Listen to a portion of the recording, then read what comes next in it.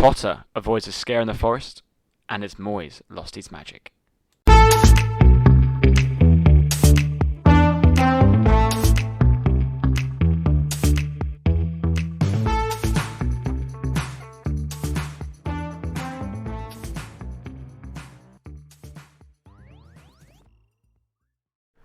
How are we, Tate?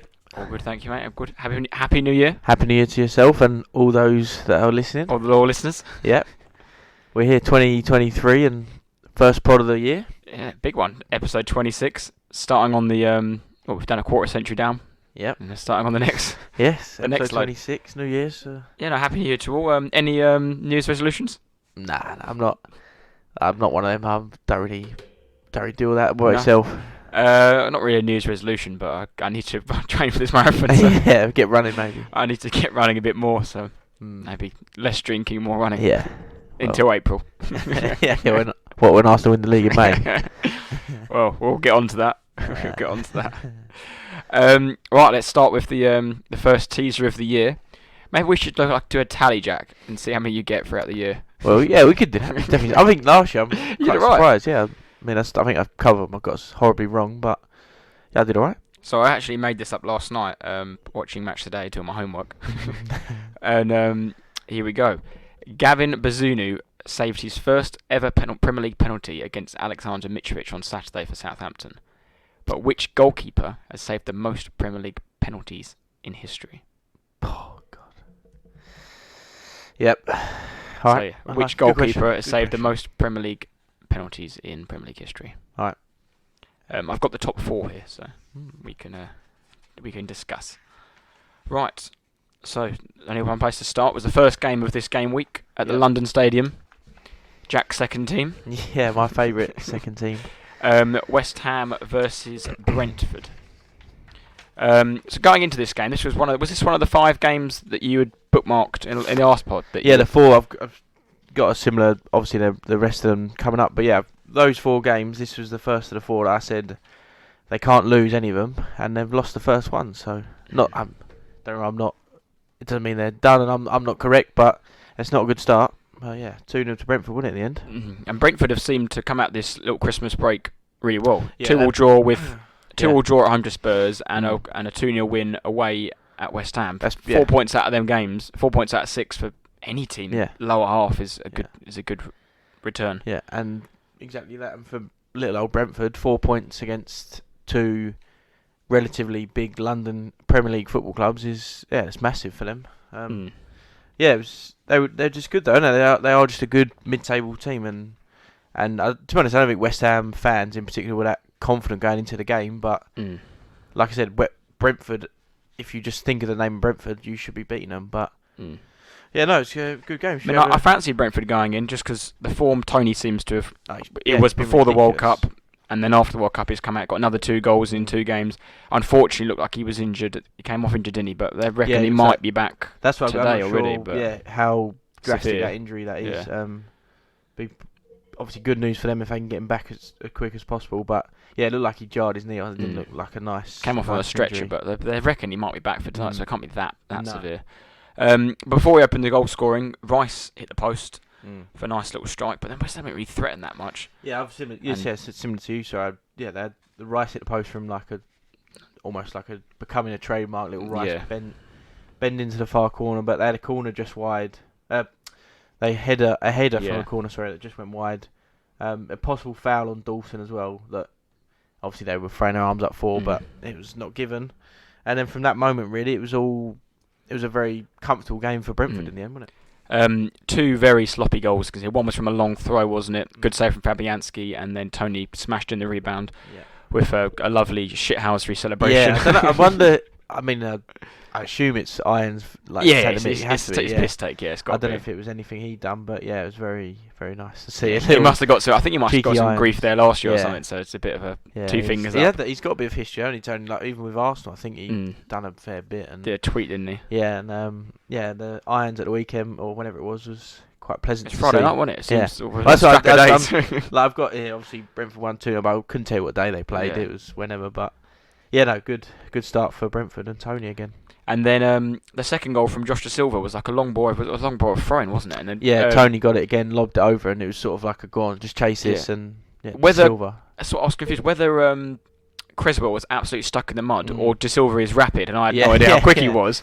He just ate up the ground, shoved him out the way, opened his body up, and lovely left-footed finish into the corner, 2-0 before half-time. Yeah, I think it was more that I think Creswell just confused and so hesitant, and then at that moment it's too late. Da Silva was full pelt and, like you said, ate up the ground and breezed past him and slotted nicely past Fabianski, didn't he? Yeah, 2-0 up after 43 minutes. And I imagine the boos rang out around the London Stadium. I think West Ham fans were leaving from about 70th minute. And that was the first time West Ham found themselves 2+ goals behind at half-time in the Premier League game since November 2019 against Spurs. And correct me if I'm wrong, I think that was Mourinho's first game in charge. I think we won 3-1 or so. Yeah, Ali did that nice bit of skill by the touchline, didn't he? That was when things were looking up. Rest in peace, Dele. Dele Ali, I don't know if anyone's following, but he got subbed off the other day, didn't he, for Besiktas? Yeah, and he missed a penalty in a game that looked like it was played at Melbourne's, not even at Chelmsford City ground, Melbourne Park. The bit behind it, yeah.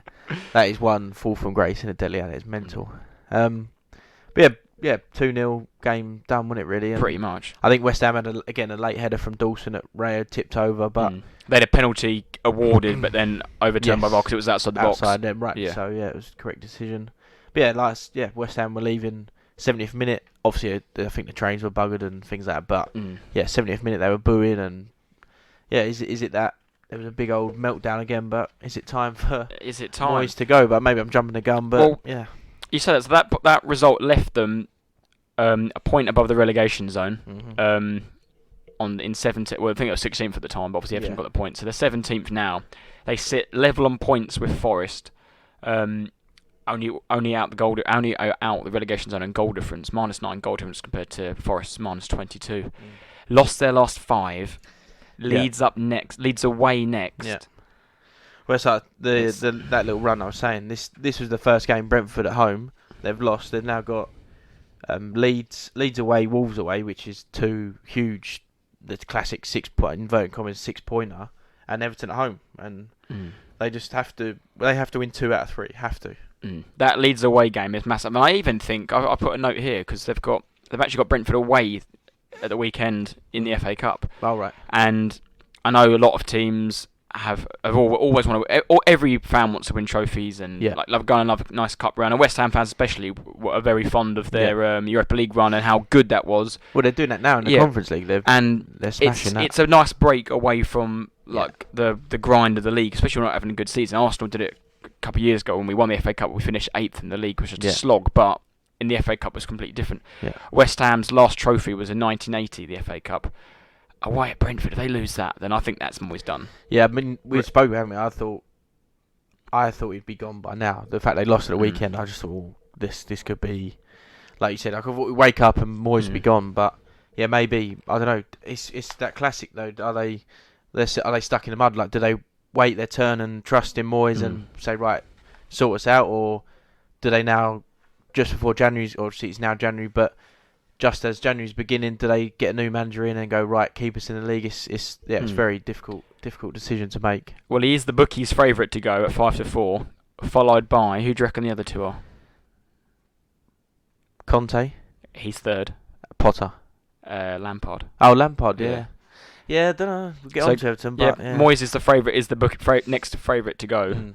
I do think his success. What's his success? His good performances at West Ham are giving the board a bit more faith in him. Of course. The last season, why would you? There's no reason. He's been at West Ham for 2 full years, and they finished 6th and 7th respectively, which are great for them. I know they're sitting in 17th now, and also it's the lack of options for me out there.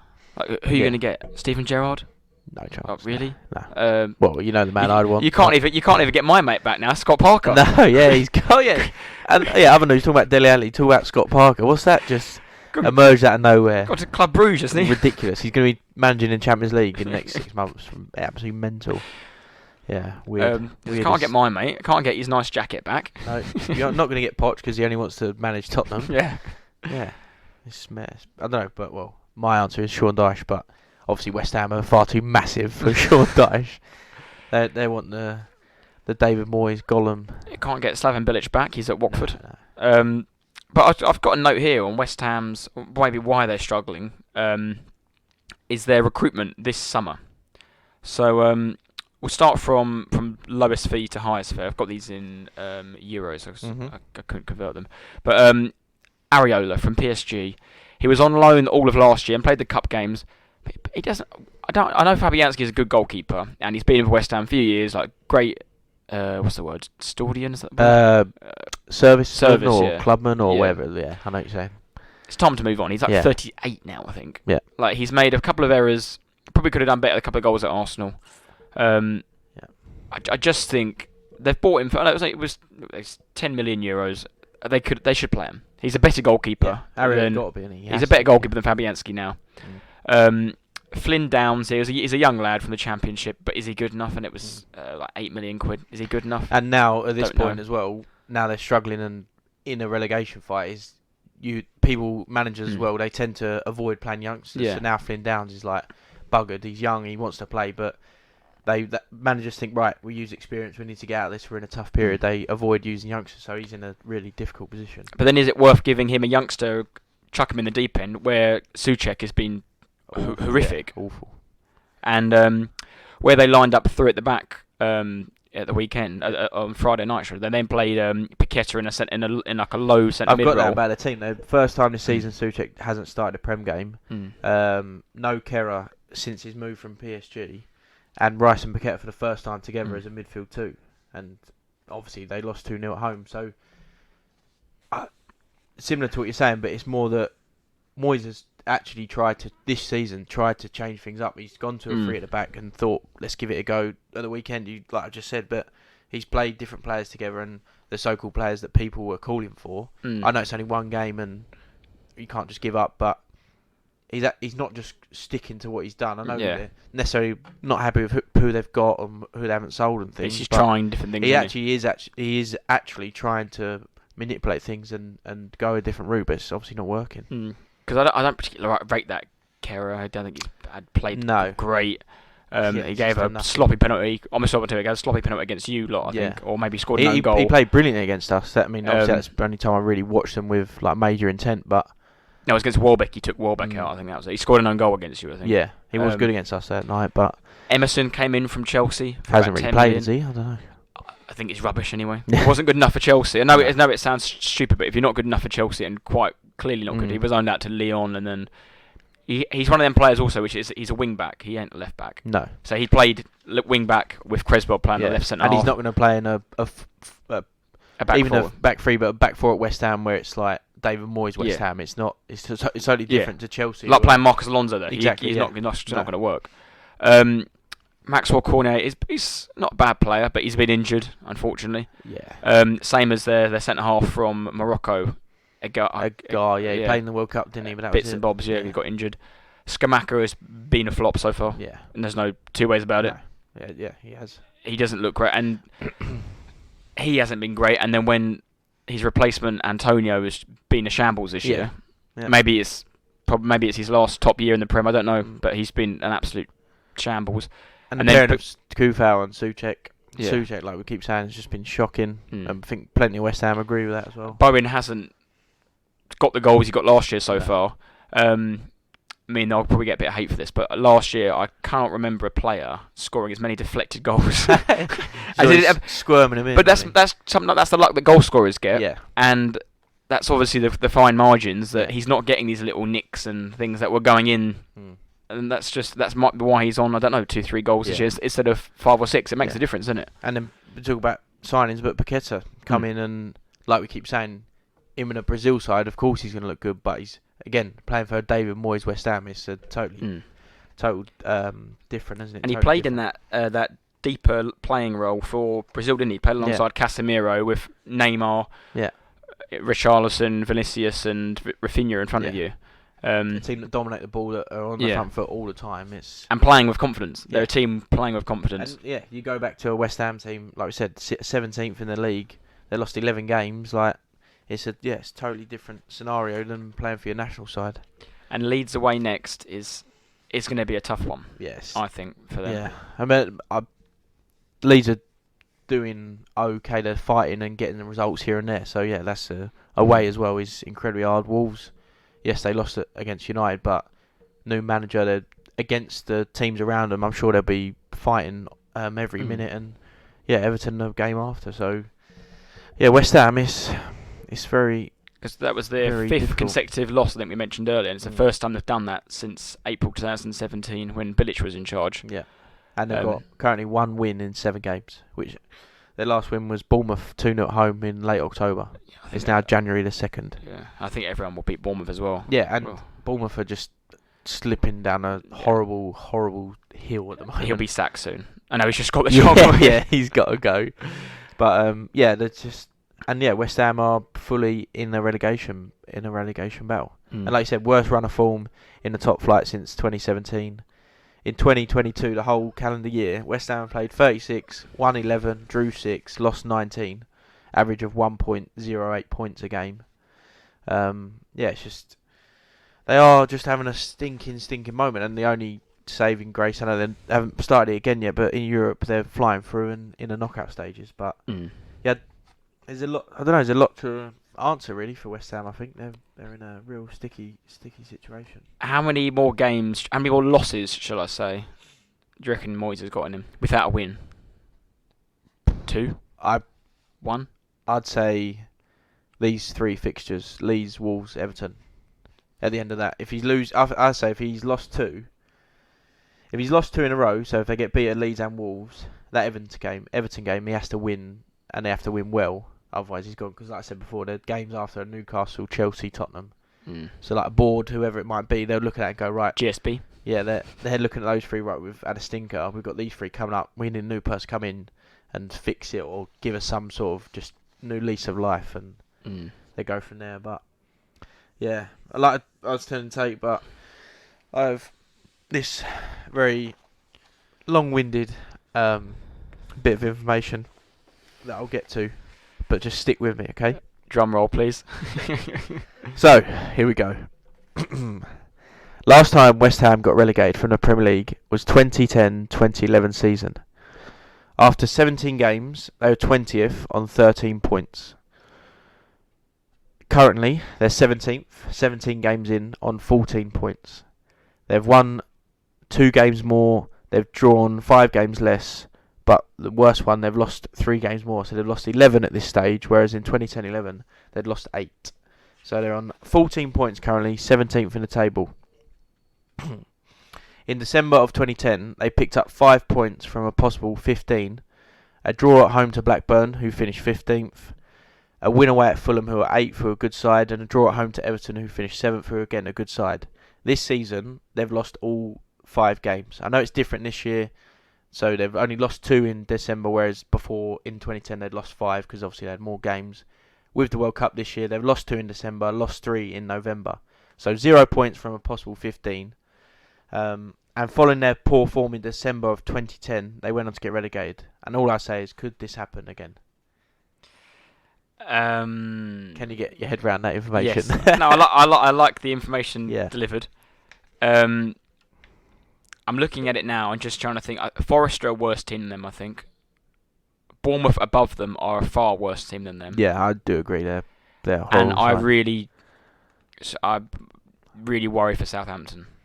Yeah, I mean, and I'm saying that, but West Ham are, like we said before, West Ham are well and truly in the mix. Oh yeah, but like exactly what you just said, but West Ham are 17th still. I know that's awful and they're playing terribly, but they are 17th. They're not 18th. So there is actually somehow there's 3 worse teams than them currently. But similar, just that information from 2010 to now is just a correlation and the following trends in history. And in that season, they had Avram Grant in charge. They appointed him in the summer of 2010. They decided to sack him after the season following relegation. And it goes back to that point. Is it time to get rid of Moyes to stay in the league, or do they trust him and the squad to do the job? I don't know. Just like before, these next 3 games are now even bigger than they were somehow before the Brentford game. And similarly like that, when they sacked Grant, they went and got Allardyce in the championship to steady the ship. Could the Allardyce, quote-unquote Allardyce, be your man Sean Dyche? Well, I'll keep saying it, but any of those sides that haven't already changed their manager need to get Dyche in now. They need to.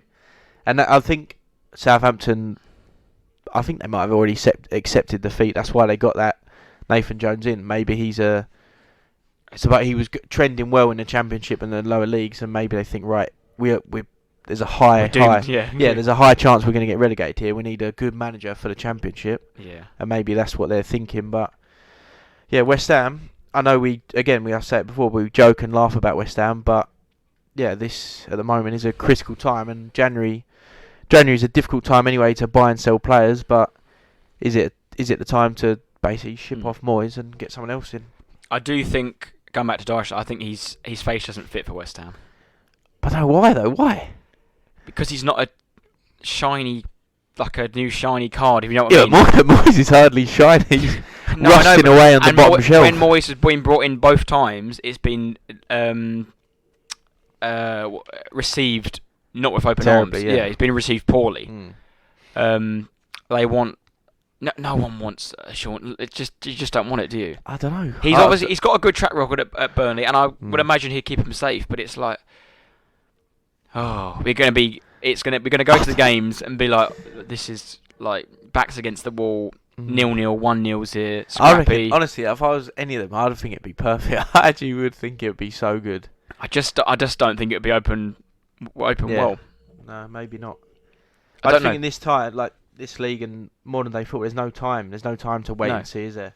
And like I said, January transfer window. Do they have a replacement? Are they, like I said earlier, are they stuck in the mud and thinking, right, well, I want to get rid of Moyes, but like you said, who is there? Like they don't have a plan. So. And do you want to give Moyes £100 million, £50 million to spend, and then you sack him? It's like, probably not. No, and I don't know whether he buys the players or not. I don't know how it works. Yeah, and they've done that in the summer, haven't they? And yeah, although this week, I think maybe even yesterday it was announced, but Mr. West Ham himself, Mark Noble, was announced as the sporting director of West Ham. So. Well, I've been told this. They reckon this is any sort of it could be a reason why they're doing badly is that he's not there in the dressing room anymore. I've got literally those questions. Do they miss Mr. West Ham himself, Mark Noble?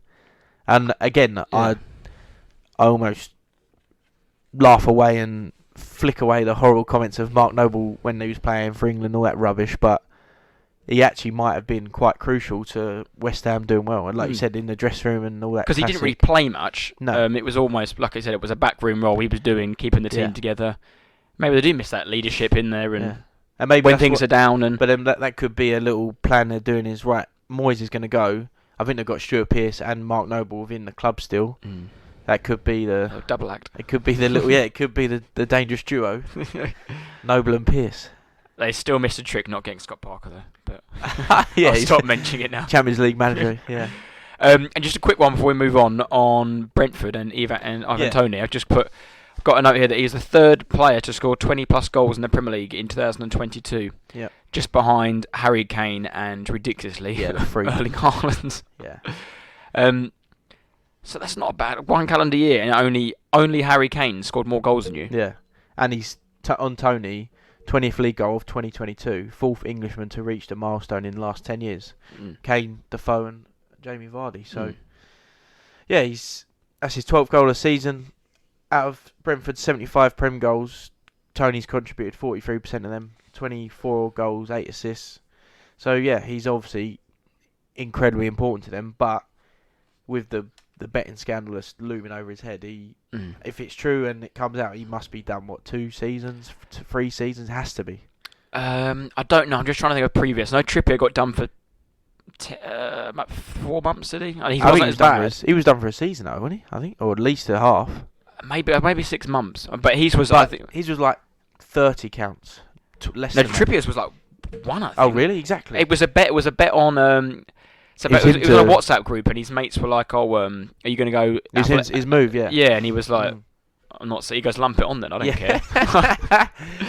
But like you said, I also don't see why that is how's that illegal. Yeah, I know. Like, if you're stupid enough to allow bets on transfers, then why shouldn't the people involved in them make money off you? Yeah, ridiculous. It's not match fixing or anything. And it's not Trippier's gone into the local Coral or Bet365 and gone, yeah, mate, there's 10 grand on me to move. I'm gonna quickly get a photo of the Don't allow the bet if you're gonna punish someone for doing the bet. No, but Toney's is like hundreds. Counts, Yeah. 100 counts. Don't know, over 200, I think, something ridiculous. So he just has to be finished. Has to be. But he's doing everything he can at the moment to make sure Brentford are winning and doing well. So maybe he knows around the corner that he's done for. He's just trying his absolute hardest. But yeah, bizarre. Yeah. Quick one before we move on. I want a yes or no. Are West Ham going down? Let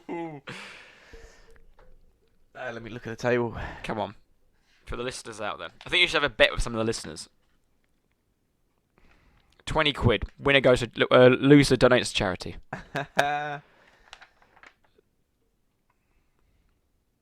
I'm saying no.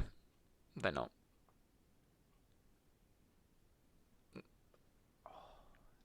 I know you want to say yes, so just say it. No, they won't go down. No, they won't. Okay. I'm gonna be sensible. They're not. I did have a long, hard think about it because Wolves are on the up. Forest are rubbish. Southampton rubbish. I think between And Bournemouth are horrific. Yeah, between Bournemouth, Everton, West Ham. Oh, and obviously Wolves are in there, but I think they'll be safe. Unless Michael Jordan can keep Bournemouth up. Oh, what is that about? Another random character. But what is going on? But yeah, no, West Ham stay up by the skin of their teeth. Yeah, perfect. Right. Do we have a quick break? Yeah. And we'll when we return, we will speak Tottenham Hotspur versus Aston Villa and other games over the weekend. Good evening. Good evening. Good evening. Good evening. Good evening. Good evening. Good evening. Good evening. Good evening. Good evening. Good evening. Yep, as you may have heard, Emery is back. The Emery counter of 2023 is at 1. Emery ball. After their 2-0 win at Tottenham Hotspur. So what a way to start the new year off. I mean, you actually put it on the WhatsApp chat. Well, I say in the morning, it was the afternoon by the time you said you rocked up at 5 a.m. I don't want to talk about it. I think I went to bed about 5 a.m. And then I'll get a text saying, the Spurs team's out from you. And you're like, look at this bench. And I'm like, team, kicks off at 1:30. So that is the time. Yeah. I mean, I've got the team here. I'll run through the starting lineup. So, Lloris had got over his World Cup. Yeah, he's recharged now. He's recharged. had his break. With a back three of Davis, Romero, and Longley. Mm. Romero's first game since the World Cup final. And Davis's first game. Yeah. Yep. Since, what was it, the group stages he was started as well. Euro 2020. Perisic, Højbjerg, Basuma, Doherty, Heung-min Son or Son Heung-min, Harry Kane, and Bryan Hill. Yes. His first Premier League start ever, wasn't it? It was, yep. It was.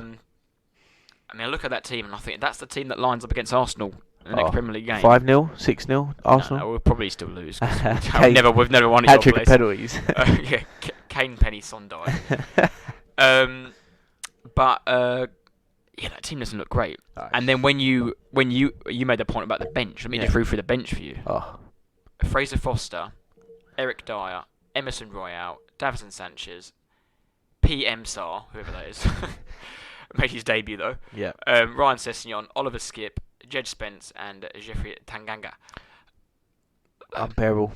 I'll get onto that bench later, but that was the team, and it just looked just a bit mid. It's exactly that, and my thoughts are probably stronger, but yeah, that bench all defenders. I mean, that Sarr's a centre midfielder, Skipp is a centre midfielder, but defensively more of a defensive sitter, all the rest of it. But yeah, that was the game. It was just that first half was the most dull, boring, abysmal half of football from both sides. Villa as well. Obviously, Villa don't care. They're 0-0 at half time away at Tottenham. They're happy, but from both sides, just horrendous, absolutely horrendous game of football. For Spurs, it was a rarity that it was 0-0 at half time. Yeah, and we actually hadn't conceded. I thought, second half could have come out and maybe not play well, but I reckon we could do this. And there was a stat, wasn't there, after 50 minutes flashed up on Sky. Kane no touches. Yeah. After 15 minutes, which was quite something. No, he didn't touch ball until the 20th minute. Yeah. Your best player, one of the best players we've ever had, if not the best player, hadn't touched the football in 20 minutes of Premier League of a home game in the Premier League. Ridiculous. And you made a comment last podcast about the consecutive games that Spurs had conceded the first goal, and 5 minutes into the second half, Lo and behold, calamity struck. Yeah. Lettuce wrist Loris. Douglas Luiz let strike from 25, 30 yards out. Looked like a bread and butter save. It turned into calamity. Oh. Spilt. Ollie Watkins picked the ball up, squared it to Buendia, who then slotted it home. 1-0, Aston Villa, 50 minutes gone. What was he doing? Just like, and it was a classic. Like, he hasn't done anything all game, and then gets called into action, and just almost literally looked like he had no idea what was going on, and suddenly the ball's come towards him. I'll make a save, and it's just awful. And that is what he's been like for 2 years, 2.5 seasons, 3 seasons, whatever it might be. He's just it is so frustrating to see. And I've got here, but I think we've made 5 player errors that led to a goal. Lloris has made 3 of those. So that's 2 more personal. And that's player. all this season. Yeah, that's 2 more errors than any other side. And Lloris has made 3. I know it's your goalie, and when they make a mistake, it normally is a goal. Blah blah. But for your goalie, you're number one. You're the French number one. World Cup final, all the rest of it. For him to make 3 direct errors to a goal is terrible. Off the top of my head, I'm talking Gabriel Jesus goal, Yeah, Callum Wilson goal. Yeah, probably. and then they won the week whenever the other day. Yeah, That are all obvious mistakes as bad well. errors, not like a really good save, and it's obviously unfortunate parried it into someone's path. But no, they're shocking. Like if Forster, quite simply, if Forster was on and made that mistake, people would never want him to play for Tottenham again, ever. And Lloris has done it 3 times. So, and it didn't really get much better than that, did it? They No. weren't. no, and we didn't deserve. And I wouldn't again. Villa weren't brilliant, but we just didn't offer anything. We just looked awful, absolutely awful. But having conceded the first goal, Spurs, that's not a new thing for Spurs. No. And Spurs have picked up 14 points from losing positions this season. So you still think with pretty much the whole second half to go, 40 minutes to go, we can get back into this. Yeah. But then this is when I get to the bench. So fast forward 20 minutes, it's still 1-0. This is just before Douglas Luiz scores. Yeah. You're a goal down. You're looking for inspiration. Eric Dyer, Emerson Royale, Davison Sanchez, PM Sarr, Sessegnon, Skip, Jed Spence, Tanganga. I mean, even I'm looking at this and thinking, what happened was he moved Perisic forward into Hill's position and put Sessegnon on. He was like, so we've now got a left wing back playing left wing, and so we actually took off a forward player, brought on another defender. So we've got like one more defender on the pitch than it's just ridiculous. I mean, you could go to a 4, but then I don't think that back 4 is strong enough to play a 4. No. But like I said, it's just I don't know. It's just so, and people can say like if that team and that squad isn't Conte showing that we need players and stuff. Well, no, I've heard that argument so many times before Conte as well. Like they said about Mourinho and all these things. Just no, it is Conte's in charge, and he's this perfect elite win. I say every week, the winning manager. All this rubbish. He should be good enough to put a team together to beat Villa at home. Quite simply, it's simple as that. That we should be good enough to beat them, or at least play like we actually want to play football and put out a good performance to win the game. And we don't. I think for Spurs, obviously, last season you pipped us to top 4. Yeah. Pretty much this team, but Kane is playing. Bar this game didn't have a good game. Kane's having just as good a season he had last year. He's scoring 14, 13 goals really. But you also had Son, who was Golden Boot winner last year, who was matching Kane stride for stride, and if not, in most cases, overtaking him. Yeah. And you're missing. He's got 3 goals all in one game. So yeah. I know it was a hat trick, blah blah blah, but he scored in one game this season out of 16. That simply isn't good enough. No, and he just looks. Simply isn't. He just looks. Doesn't even look like. I know it's but he just looks half the man he was. Like it's ridiculous. Don't know what's happened. Don't know what's going on. And it was them two who carries you to that top 4 with the sprinkling of Kulusevski here, and I know he was injured for this game. And the problem is that Arsenal, whoever missed out, Chelsea weren't as good. They just weren't simply as good as what we were doing. And now this year, Arsenal, Newcastle, do you know what I mean? United now are finding a bit of form. Liverpool will find some form. And City obviously as good as they've ever been. And now you see, maybe Tottenham obviously aren't that good like as they were. We got to that 4th place like you said, but yeah, just I think it's more to do with the fact, and you see it this year, that the teams around us weren't as good. And then obviously I think it was McGinn played a lovely ball through, and it was a nice goal in the end, wasn't Yeah, it? it's good football. Like cut us open, and Douglas Luiz finished off, didn't he? He finished it off in the 73rd minute, and that was it. That was game over. Game over. And the Spurs have conceded at least twice in each of their last 7 Premier League games. Yeah, first time since '88. That's a shambles. I mean, if you have a quick look here, I don't know off the top of my head. What is 8 games in a row, What is your goal difference? Let's have a look. It's actually not too bad. +8. +8, is it? Yeah. United's +4. Obviously, like top 3 is really good. Plus, they're all above +20. This is it, though, isn't it? Goals against 25 in 17 games. I Mm. mean, let's just compare this to teams above you. Arsenal 14, City 16, Newcastle 11, which is a joke. Yeah. United 20, and you Spurs 25. Yeah, it's not good. Yeah, Newcastle 11. And yeah, they've kept they obviously kept the most clean sheets, I think. Yeah, they do look good, but this is one I've got for you as well. So, Jed Spence came on. I mean, he's a quote unquote attacking defender. If that means maybe you could bring him on, but he came on the 88th minute, and the commentator said that's the earliest time Jed Spence has come on in the Premier League this season. Ridiculous. But then that tells you all you need to know about Conte.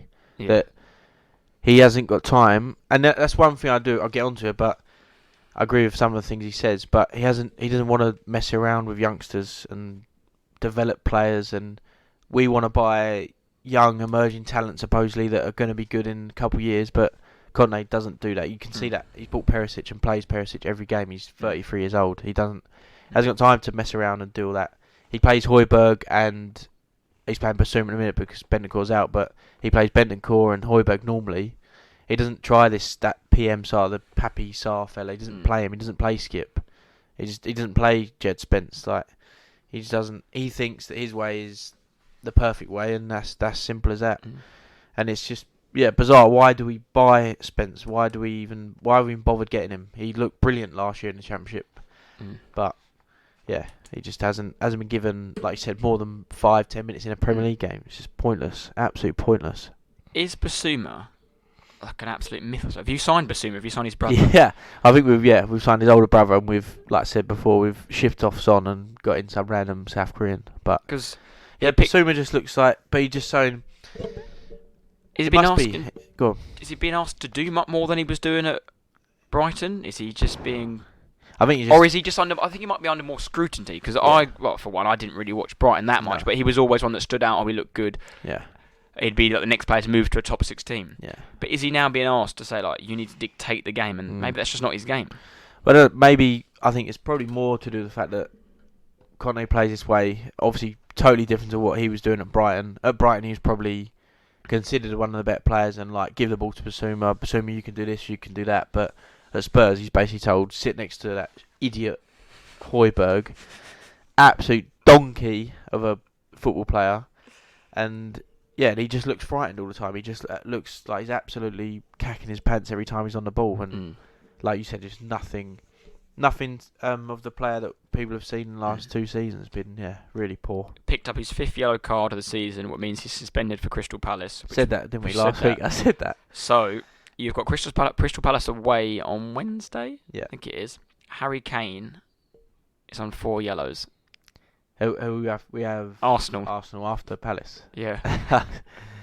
Arsenal have got Saka and Saliba both on 4 yellows. It doesn't matter. If Kane picks up a yellow, who's going to take a penalty? That's a question I want to ask you. That is true, yeah. He can't get yellow. That's true. If he doesn't play, it's done. Because Richarlison's not playing again this season, is he? I don't know. But, that's what we said that last week, didn't we, about Basuma getting his yellow. I said Kane wouldn't, but Basuma, he's written on the wall, all over the place. But just moving on to Villa quickly. I mean, everyone knows that I'm not his fan whatsoever. But obviously, I always thought they were right to sack Gerrard. They've got in Dracula, and he's won 3 of his first 4 Premier League games in charge of Villa. But off the top of my head, they've played United and Spurs. Yeah. Did they play Liverpool? Or have I made that up? They played Liverpool Boxing Day. So that's the only game they lost, and the other game they won was I couldn't say it was before Christmas. Brighton away. Brighton away. Yeah, but they did win. Yeah, McGinn.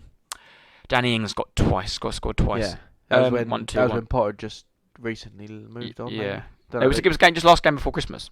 Yeah, November. Yeah. They beat United, beat Brighton. Obviously lost home to Liverpool, and now beat Spurs. So, and yeah, on Emery, unbeaten in 4 against Tottenham as well. So That's got to be He's fake. obviously That's got our got to number. be a fake stat. That he's obviously got our number. unbeaten in 4 against Spurs. Yeah. So that was his last one. What did he do for Arsenal? He won. How many times did he play you lot? We won. His first game was the 4-2 game. Yeah, he might have drawn. That was one of the best ones at the Emirates. Then we drew 1-1. Aubameyang missed the penalty. Yeah. That was at Wembley. Yeah, would have been. Yeah. Yeah, because Lloris. You beat us in the Carling Cup, but I'm assuming this means Premier League. game. You beat us in the Carling Cup game. And then, did he get what was the next season? Would it have been at Emirates? A draw, maybe, at Emirates? I'm trying to think the kit we were playing in. Played at. Yeah, that would have been the 3 games, I think. Yeah. But yeah, because sorry. Yeah, sorry. Villa, Yeah. the 4th. Yeah. Yeah. Yeah, he's obviously has a Yeah. little soft spot for Spurs and does a job on us. But yeah, just on Spurs again. 2 wins in 5. Obviously now haven't won in 2 games, and like you said, Palace away next, and that now looks a tough and game. all of a sudden, Palace, I think they've won 3 out of 5. They won the most recent game away at Bournemouth. I know we're saying Bournemouth are rubbish, but I did not expect Palace to win. And yeah, now we've got them midweek night game. Having lost their last season. Yeah, I know it's all things that all add up, don't they? And it is, and we said it when Arsenal played Palace at the start of the season, but it is actually a difficult game, and Especially midweek, yeah. under the lights, all Yeah, the rest of yeah. it. It's just and like I said, they just come off a victory. They're going to be well up for it. So, But all this doom and gloom, though, you still are only 2 points off 4th. we are, and if we'd have got a result, if we'd have won, obviously we'd have somehow still been 4th. But now, on the other side of that, Liverpool played a game less, only 2 points behind us. So, when Liverpool beat Brentford, they could then go above us to 5th, and we'll be sat in 6th. I don't know. It's just there's a lot wrong, and I don't know. I've got it like I'm about to say, but is it Conte? Is it Levy? The players? That was what I was going to ask you. Yeah. Levy. I don't really know much. Is there more money to spend? Is he not spending enough? Is it stale? Is he just focused on making money like we had when we had Gazidis? It was just that's why Wenger stayed for the 3 years extra. He should have because he was still making money, still making Premier. And then when we stopped getting Champions League football, it was like we actually need to make a change now. This is like Levy is a topic on its own. You could do like 8 episodes on this, I think, but I'll try and be short. In that, it's a really soft subject for a lot of Tottenham, and when it comes up, it divides opinion majorly. And I think at the weekend, a lot of the fans were singing "Levy, we want you out of our club," blah blah. But I honestly think, for me personally, I actually think it's a bit of everything. It is Levy, it's who he appoints, so it's the manager then it is the manager, so it's Conte at the minute. It is our group of players, and it's our transfer policy, whether that's purely Daniel Levy, but he's also got in this Patrici fella that everyone said was cooking in the summer. Maybe the hob's turned off, I don't know. We brought in this Conte, the 3rd highest paid manager in the league. Don't know, we've got Harry Kane, the best player we've ever had, Heung-min Son. Bought in Kulusevski, we bought in Bentancur, bought in Romero. Yes, a £60 million striker. Yeah, we bought, and that's what I'm saying. Everyone says this, and you're answering about the money, but we've spent £60 million on Richarlison, who barely wanted to play for us, and just got to the World Cup, and God knows where he is. So I don't know, and like we spent 17. We broke our transfer record. So if you're listening, you're a Tottenham fan, you hate Levy. We broke our transfer record for Tonga and Dombele, who's basically just a fat Frenchman who's awful. Didn't work out. Lo Celso spent nearly £40 million on him. And like it's really hard because the recruitment is obviously not good enough, but Daniel Levy isn't sat there on his computer going, oh, let's go and spend 72 million on Dombele, let's go and spend this money on all these players. Like, he's brought in Patrici to go and get these players, and before that he had certain someone else's job. He had someone else in before, and we had it with Poch, and I don't know. It's just it just has to be a bit of everything. And everyone says, Levy, we want you out of the club. Enoch, we want you out of the club. But right, so you want them out, and then who do you want? Who do you want us? You just want a big old sheikh to come in like like Man City, Newcastle. Yeah, like Newcastle, and just spend millions and millions of pounds and go and suppose we'll get to the top. Like I don't. Do you really? We've never been that. Never ever in like particularly my lifetime. Just people my age, similar age, 30 below, whatever, 20 to 30. We've never ever experienced that in our lives. So I don't know. Is it time to not time, but essentially get a manager in, whether that's Conte, and keep him and back him, or do we get that man Poch back? Do we get Poch back? Make it decide, right, you're the bloke we want now. It's your club, essentially. Do what you think will be best for us, and bring Ali home. Yeah, get Delhi back. Bring the band back together. Yeah. Ericsson back. Yeah, revive Ericsson. We'll just have another go, and I don't know. It's very. I think that's what it needs though, because them players you just listed off. I know Conte didn't buy him, but Lo Celso, Dombele. I've got Reguilón on my head. He must have cost 20 odd million. They've all been shipped out on loan. Have you sold any? I don't think you've sold any of them. I think maybe you sold Lo Celso, but I think we're still. I think Lo Celso. Obviously, these players are on high wages, high contracts. They're just loaned out. Like, you're not my. I don't want you. Go away. No. Let's spend some more money on more dross. Yeah. And it's going to be probably it's going to be Pochettino. He's going to have to clear all this mess up in the summer. And it's like I said. I obviously try to probably sound like I supported Levy then, but it goes all the way back, and Arsenal have suddenly got out of that period. But it's like I always say, the top teams always regurgitate and basically reinvest in their squad. They get rid of awful players, but for example, Tottenham, we've still got Dyer, Sanchez, Davis, Lloris, and you might think they're good players, but you just can't. You go stale. You just cannot keep these players in. It's the same with West Ham. It's happening now. Last season they were brilliant. They were fantastic. Had a great run in Europe.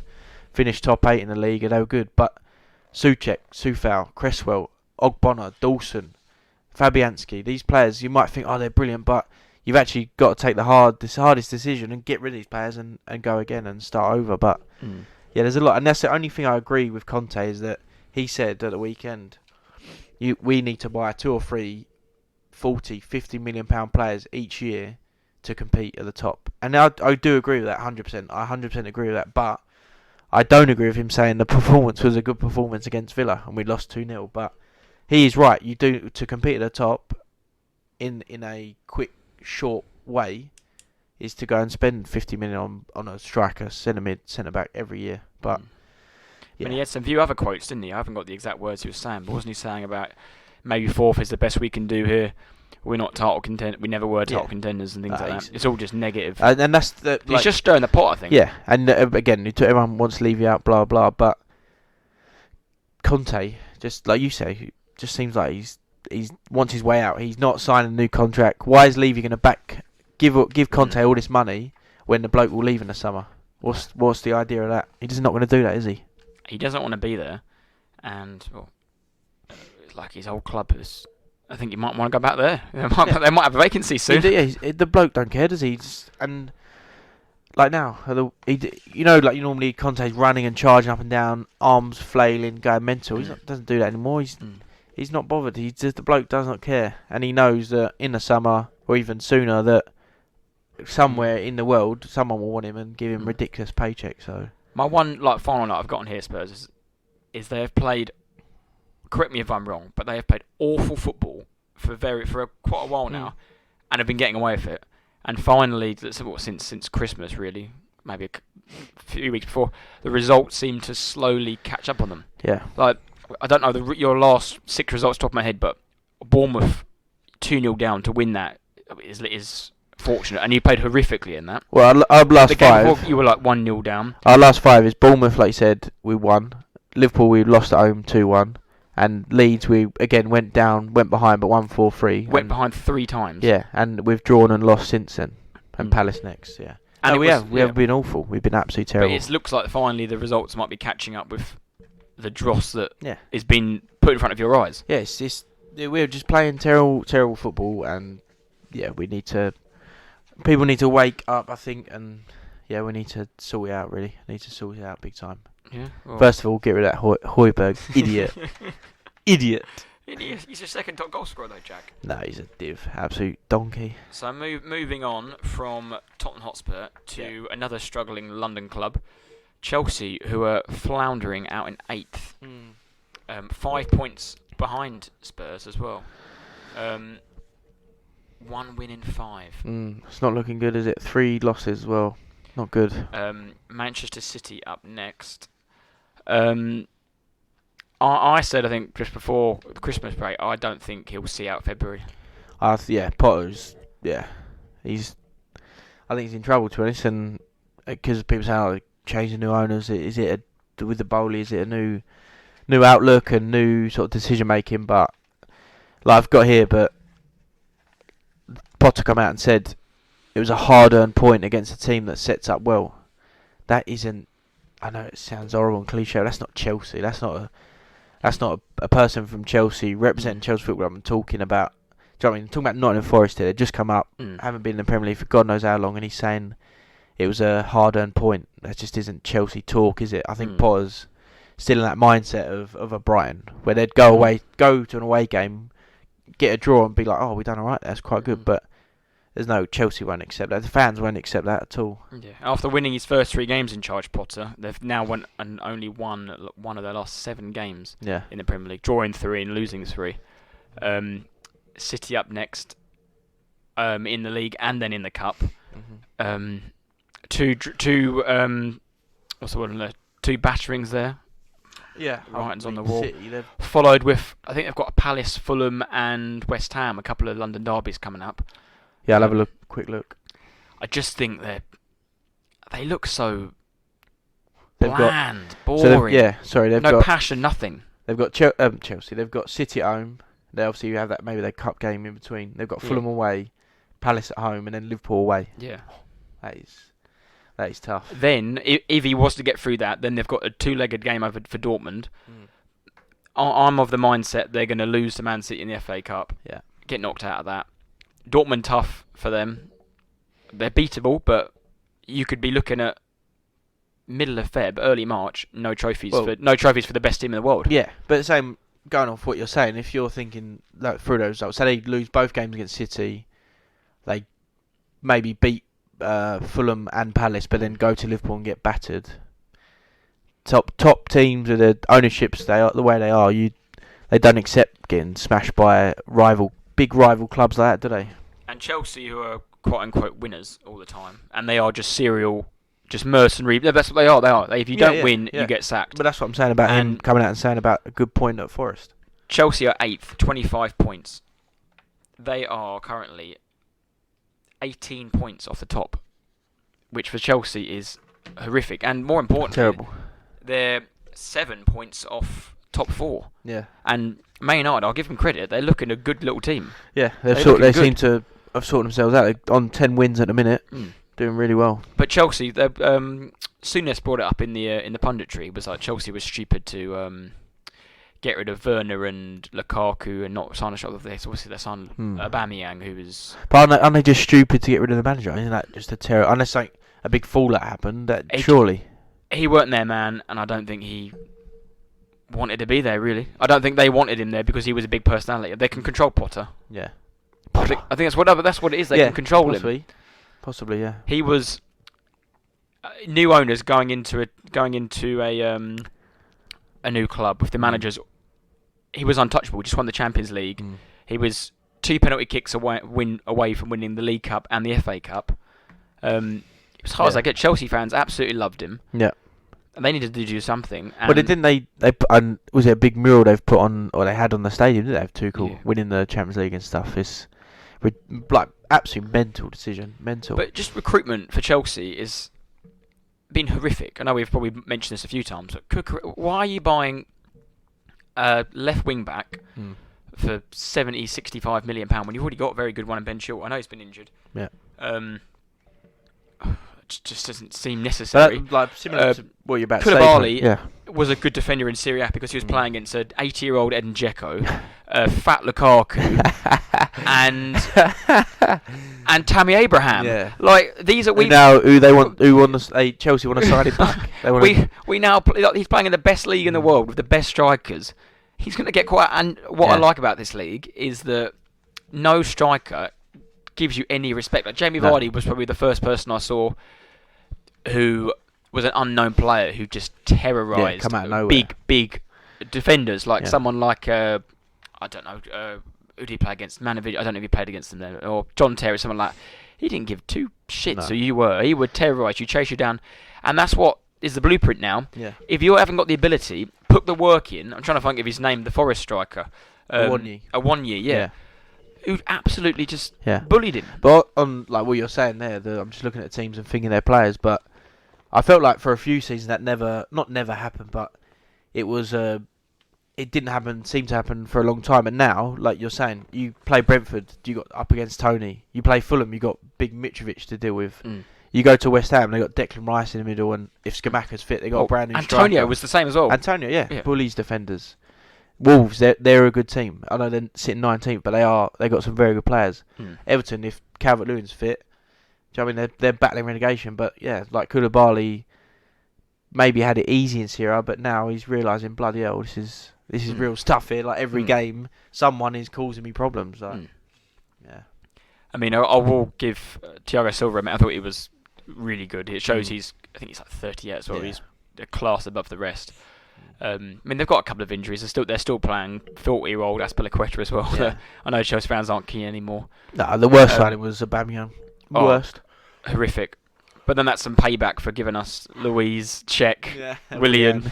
Although Willian was ridiculous. It's been like really well for Fulham. Yeah, he's had a bit of a revival. Maybe he just likes West London. I'll probably get onto that a bit later. But Chelsea, no, it is. I think for everyone that isn't affiliated with Chelsea, it is lovely to see them sitting in 8th. They are horrible. But also, horrible club. For me, the amount of money they've spent, I think they spent like £250 million. Arsenal used to flounder in 8th for the last like 2 years, and we got dogs abuse for it. No one really cares. No one's like saying anything. No one's just like, oh, poor old Potter, he'll do it. Yeah, I've not really forgot about them, but I don't really think about them. I mean, I just probably because again it's Arsenal. You just think about Arsenal. I'm looking at it here. They're 8th, 25 points. Palace 11th, 22. Brentford 10th, 23. Brighton. So you're realistically, I know the goal difference is different. I wouldn't be at all surprised, really, if Palace beat you and Chelsea lose to City. They're on level points. Yeah. It's like, I think I've got Brighton 24 points, 9th. Brentford actually on 24 points, 10th. And like you said, Palace 22. So, yeah, one win for Palace and like you said, Chelsea lost against City, which is quite conceivable. Yeah, Brighton got Chelsea Everton. dropped to what, 10th? Something like that. It's ridiculous. I think they just... Chelsea are a load of players, a load of good players. Obviously, they're fantastic players who all play for high level. That just squares in round pegs, really, or whatever the saying is. There's probably a player in Havertz somewhere. I don't see it personally. He must be good. He turns it on one every 8 games, doesn't he? Yeah. Sterling's obviously a good player, but he must regret that move, like beyond anything. Aubameyang up front, like wow, like just that's all I've got to say on that one. He didn't even start. He's on a bit. They keep playing Havertz because even Potter's seen bloody hell, bam, what a waste of time he is. So, but talking about money, they still spent. I think you mentioned it, but they still spent big on Nkunku, and I think he comes in the summer, doesn't he? So like, they've obviously got the money and the power to go and spend on what they want. So maybe that will over the summer in the new year, in the new season, that will get them back towards the top end. But and they've binned off Mendy now. They are now playing the world's most expensive goalkeeper for once. Yeah. But even like he's a £72 million goalkeeper. No goalie in the world is worth 72 million. No one. Edison, Alisson, they're just not Edison worth. Alisson is. Alisson's fantastic. But you wouldn't even then though. If he went for 70 million, I'd be like, bloody hell. I'd say he's been worth it for Liverpool though. But yeah, for Liverpool he's priceless. But do you know what I mean? Like a goalie is not worth more than 40 million. It don't matter how good they are. It is outright. But then Forest. Yeah, we'll mention Forest. We have just slandered Chelsea for a bit. Forest got a point. I felt a bit sorry for them because they played really, really well and then just conceded a shocking goal. Yeah, on the goal. Cross came in. Bolly. What are you doing? Did it come? Yeah, I don't know if it came came off or what. Leg. Or it was a little bit similar to that. Do you remember Pompey scored a really classy own goal once? So last it was against Southampton. I think it was like 2003, 4. Cross game, and he just like backheeled it into the top bins. Backheeled it off the bar. Sterling's appealing for something, and then he just sort of kicks just it, whacks it in. He's a bit surprised. He scores, and then that was all really Chelsea did. Yeah, and that, I mean, I've got very few notes on that game, but after that, I remember Gibbs White hit the crossbar, didn't he? What an effort that was. How good was that technique? Oh, brilliant. If that had gone in, it sounds really weird, but those sort of goals where it doesn't actually hit the net are the best goals. Yeah, the best goals. If that hit the bar, just bounce it before the line and come out again. Wow, what a goal it would have been. And then, that man Serge. Big Serge, Yeah, it's a I don't know if you saw, but the moments before the goal, he'd come marauding in the box and blazed one into the River Trent, I think. And then, like, a minute later, chest and volley. It's ridiculous. A chest and volley from 6 yards is outrageous behaviour. And a nutmeg. Yeah. Chestnut and nutmeg. Ridiculous. Celebration to suit. You see his lovely celebration in our little graphic we'll post when we upload the podcast. Big Serge. And as the podcast says, Forest Surge back. Forest have Southampton up next. Yeah. Wow. 14 points level with that massive club, West Ham. I'm assuming it's at Southampton, considering Southampton are away and Nottingham Forest were at home. Let's have a look, yeah. If they win that, they'll move to 17, and that's 5 points above Southampton. Yeah. So, Forest are Southampton away. So, if they could get a win there, like you said, 17 points, Southampton even further in the mix. Sitting on 12 at bottom. That is a real worry for Southampton if they lose that. But Forest, that's the first time this season they've avoided defeat after conceding first. So 7 games in total they've conceded first. First one they've avoided defeat. Like I said, Southampton next, and the next round of fixtures, the bottom 3 could all change. It could all Everton, West Ham could both drop. Wolves could come out because they've got Villa. Yeah, it's a lot could go on. Obviously, West Ham win that, then they go above all 3 of them in the bottom 3. And West Ham have got Leeds, like we said. So that bottom half is very exciting. Yeah. Will Forest sign another 30 players in the transfer window? I hope not, for their sake. I saw something the other day. Actually, they went through who they should think people should. They went through each club and said, right, one person. They got to Forest and were like, they just need to make sure no one is signed. They've probably got 2 squads worth. They just need to stick with that. Yeah. Right, I think that brings a little wrap to them 2 games. Yeah. We'll have a quick break and we'll be back with a run through of the rest of the games. Hello listeners, it's former England and Premier League player Matt Jarvis here. Hope you're enjoying the episode so far. Remember to support the podcast by sharing with your friends and family and leaving that 5-star review. Now come on you Irons and stay loyal. Thank you, Matt. I'm sure we'll be hearing from you soon. Yeah, in our DMs. Should we move on? Moving on to the top of the league? Yeah. Manchester City, Everton. Yep. Let's do it. So, I did think this was going to be an absolute whitewash, kamikaze, I think everyone 4, 5, 6 nil. They could have still won the game as it unfolded, but I just thought 3-4 nil. Haaland 6 minimum goals. three goals. I've seen Everton live against us at home, and when Tottenham were home, and everything was shocking then. Let alone against Man City with Haaland. But how wrong were we? So Everton lined up. Cody obviously came back because he was he could play because he wasn't playing Wolves, his parent club. Godfrey had come back since the first game of the season from his injury. Yeah, he broke his leg, didn't he? So they lined up with a back five and 3 centre halves of Godfrey, Cody, and Tarkowski.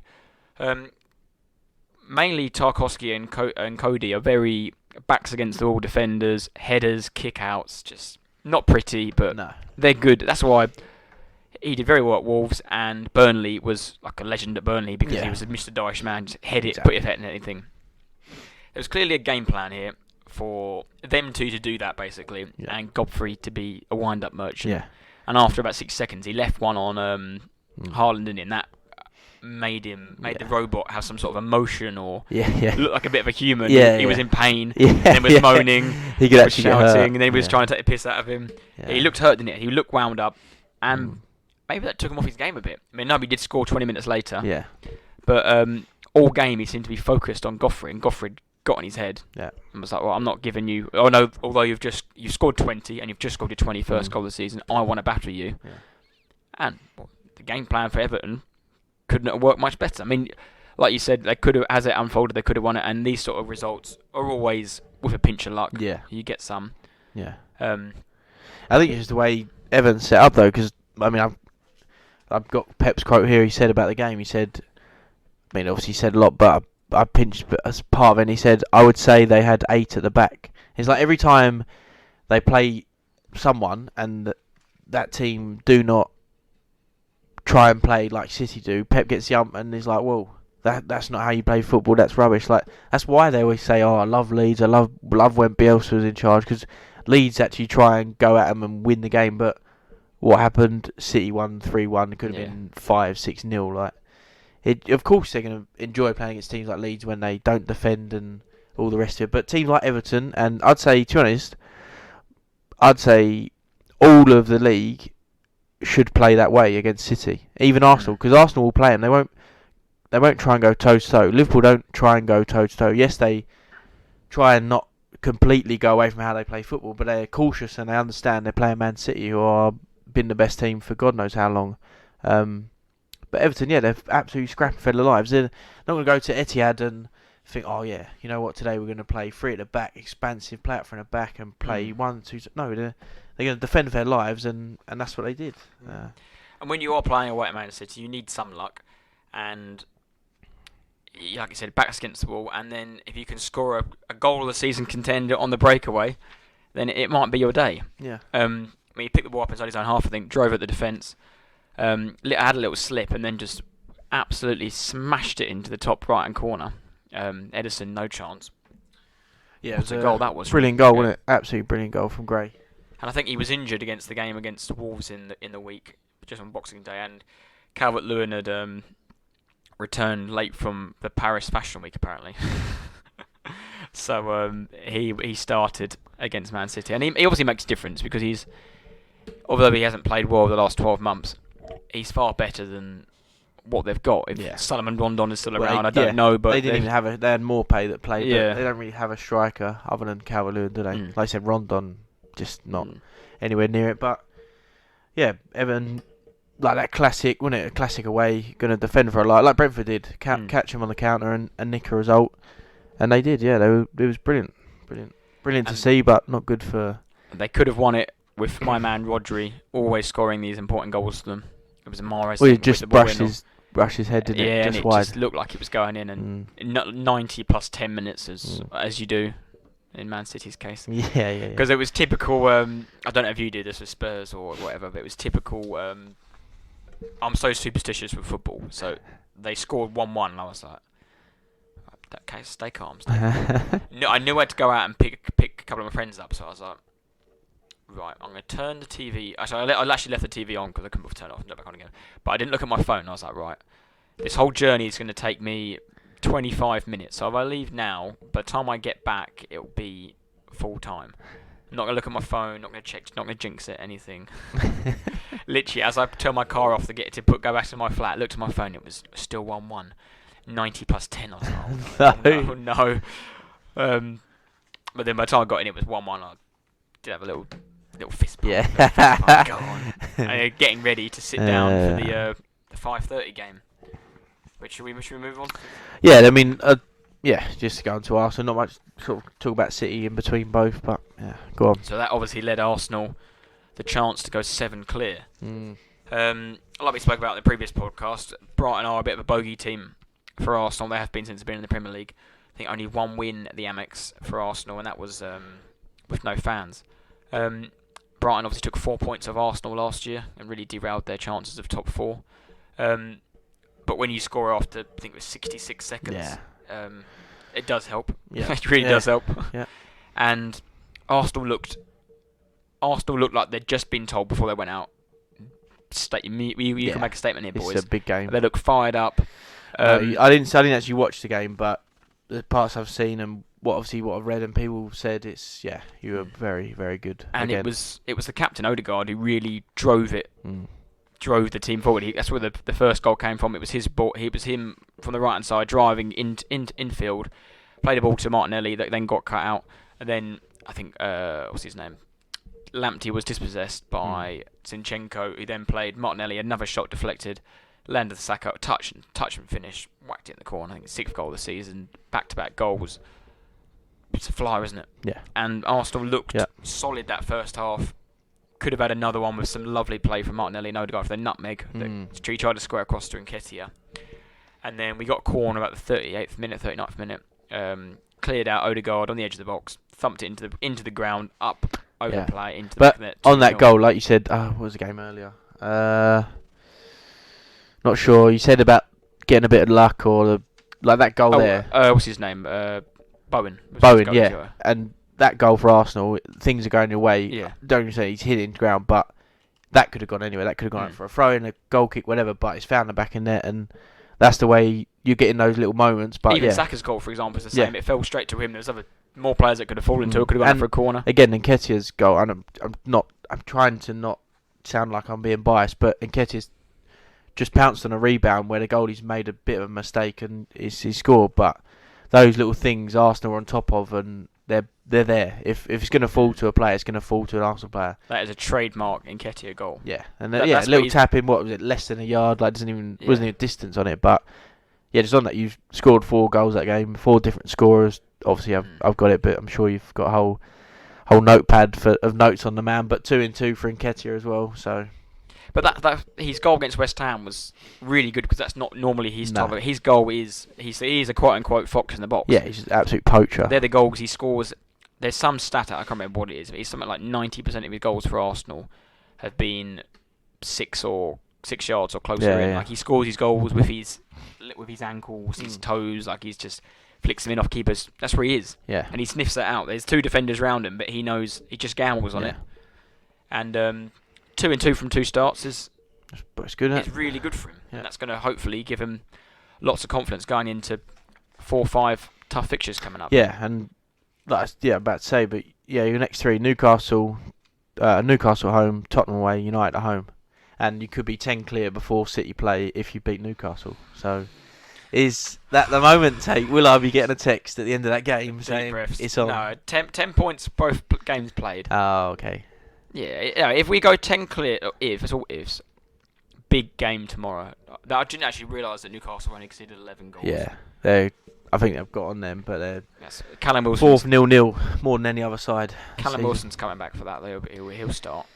If you win that, it's on anyway, and you are leading the charge. It's you not are. On yet. It's only You're it's 7 not clear. On yet. No, it's 16 games gone. You're 7 clear. You're top of the table. It's on. It's on. Not on yet. City can win 18 games on the trot. We can't do that.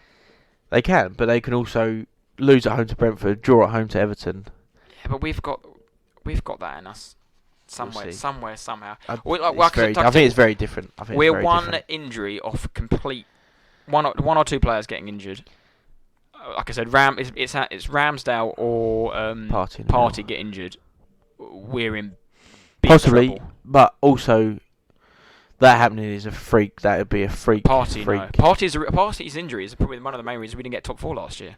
Party does, yeah. He's got a hamstring problem, hasn't he? That always a reoccurring problem. But at the minute as well, I think it's just going that way that any player that comes in, obviously, yes, 3 or 4 players coming in at one time is too much. But Jesus has dropped out and Nketiah's filled a gap, doing absolutely fine. Like he's exceeding expectations, scoring 2 and 2. He's doing brilliant.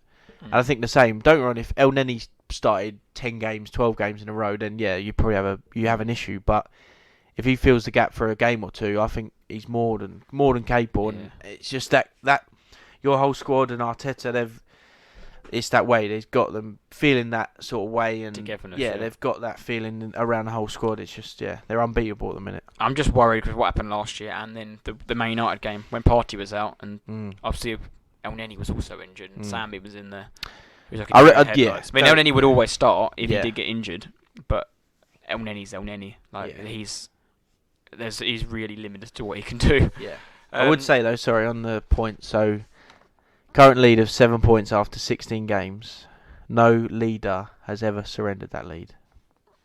at this stage if they've got to this point. So I understand it. I know you have your I do have that note. reservations, but you are firmly in the race and leading the race. You are you can't argue. We're leading the league. Well, we're not in the race. Stop talking bollocks.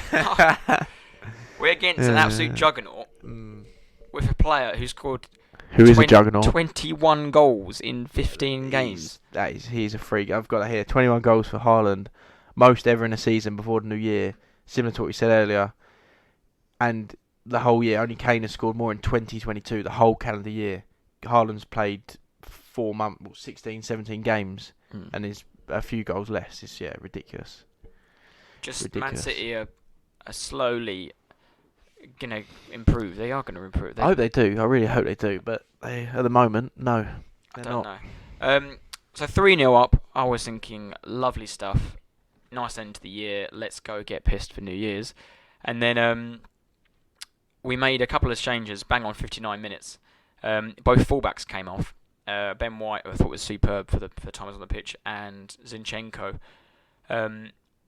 who's a real presence in this Arsenal team, was subbed off for Tomiyasu and Kieran Tierney. Tierney got stuck in straight away, but Tomiyasu looked a little bit off the pace, and his countryman, Mitoma, that's how you pronounce it, has already scored against Arsenal this season in the League Cup, and has had some impressive performances recently, especially against Southampton on Boxing Day.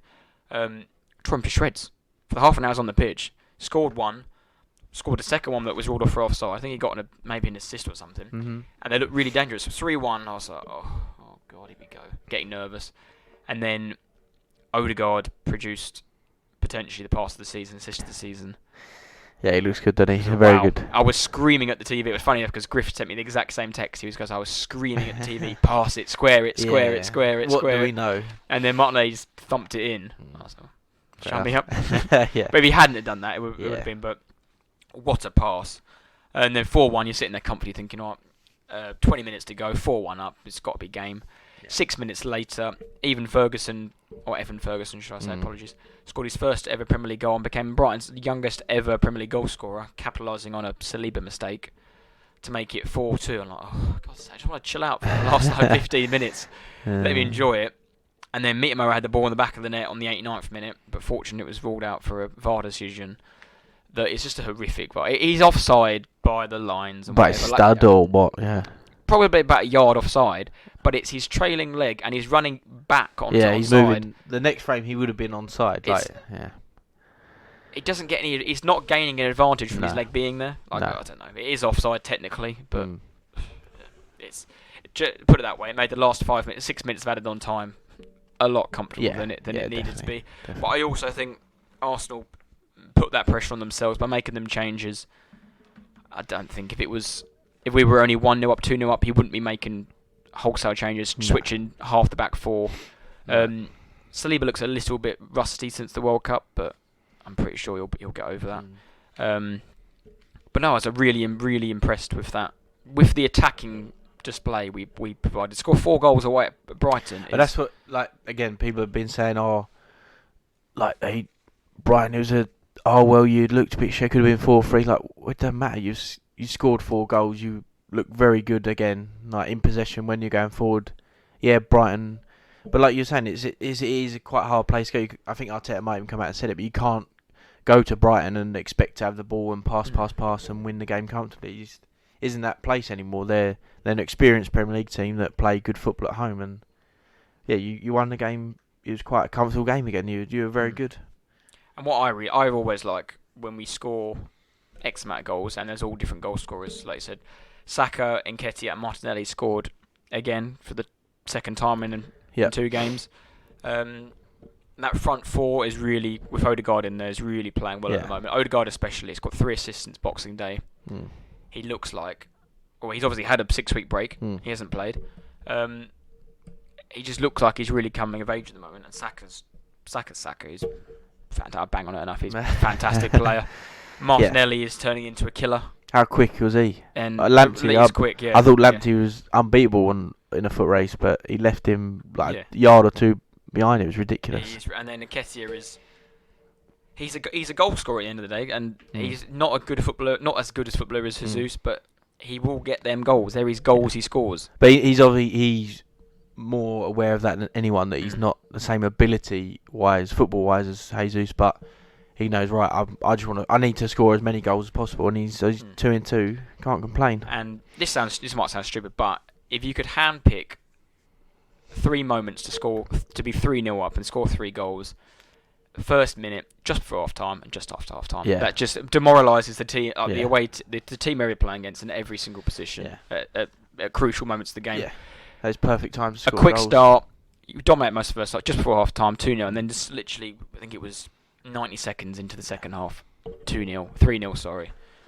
And you would think that would, but I think the game planned out because we took our foot off the gas, few subs, and changed a bit of the dynamic a bit, but 7 points clear. You just can't. Very happy with that. Yeah, I'm very happy with it. Not the obviously. Won our last 5. Yeah. Newcastle up next though, and we are going into these tough games of Newcastle, Spurs, United. Yeah, it is ultimately when you play City. That is the big moment, and obviously these next few games are tough. But who were the 4th? So it's Newcastle. What Spurs. Your fixtures or you had Newcastle, Spurs, Man United, and. What do you mean? The Arsenal's next 4. Oh, Arsenal next game. Did you have it down on your paper? No, hang on one sec. I can find that for you. So it's Newcastle tomorrow night. So you've got. Oh, why has that done that? 7:45. Then Spurs. Then obviously the FA Cup break. Spurs away. United at home. Everton away. Is your next 4 Prem games. I mean, yeah. I mean, not if you win. I think you just got to keep winning, and that will keep you up there. But. So that Spurs game, for example, you shouldn't be afraid of any of them. The Spurs game falls on the same weekend that City play United. So yeah, Sunday the 15th. But you've got a double game week against Spurs against Man City. But hopefully get your obligatory 6 points like you always do. I've told Tate, and he knows I would lose 10-0 over both games against City if we beat Arsenal. I'd lose 10-0 in both the games. I'd lose 20-0 over 2 games if it meant that we beat Arsenal on the 15th of January. Yeah, what would be the odds of all the years that we've needed City to annihilate you?